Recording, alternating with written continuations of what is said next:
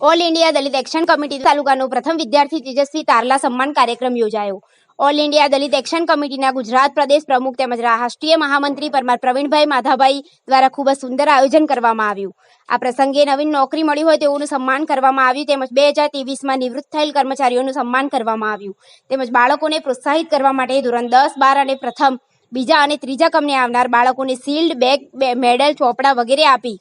બાળકોને સન્માનિત કર્યા હતા. જે ભવિષ્યમાં કાંકરેજ તાલુકાના બાળકોમાં ઉત્સાહ વધશે. પરમાર પ્રવીણભાઈ સમગ્ર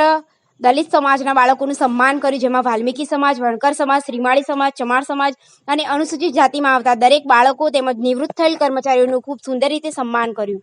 સમગ્ર સંચાલિત ઓલ ઇન્ડિયા દલિત એક્શન કમિટીના ગુજરાત પ્રદેશ પ્રમુખ તેમજ રાષ્ટ્રીય મહામંત્રી પ્રવીણભાઈ મધાભાઈ તેમજ તેમની ટીમ દ્વારા કરવામાં આવ્યું. આ પ્રસંગે ઓલ ઇન્ડિયા દલિત એક્શન કમિટીના અધ્યક્ષ જી નામુ સર કર્ણાટક અને તમિલનાડુએ એમ રાજા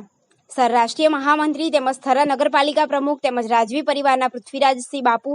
થરા એમપીએમસી માર્કેટયાર્ડ ચેરમેન શ્રી અણદાભાઈ પટેલ, જિલ્લા મહામંત્રી ભારતસિંહ ભટ્ટેશ્વરિયા તેમજ બનાસકાંઠા જિલ્લા પંચાયત પૂર્વ પ્રમુખ વિજય ચક્રવર્તી સર, પૂર્વ ટીડીઓ રમીલાબેન પરમાર, ગણપતભાઈ હનુમાનપુરા, જીપીએસસી પ્રમુખ અમદાવાદ ગજેન્દ્રભાઈ ચૌહાણ, મહામંત્રી ગુજરાત પ્રદેશ તેમજ નીતિનભાઈ છત્રાલિયા, આરાધ્ય ક્લિનિક હોસ્પિટલ પાટણ, રામજીભાઈ પરમાર, કિશનભાઈ શ્રીમાળી, મોહનભાઈ પરમાર, એમએનજીઓ પાટણ,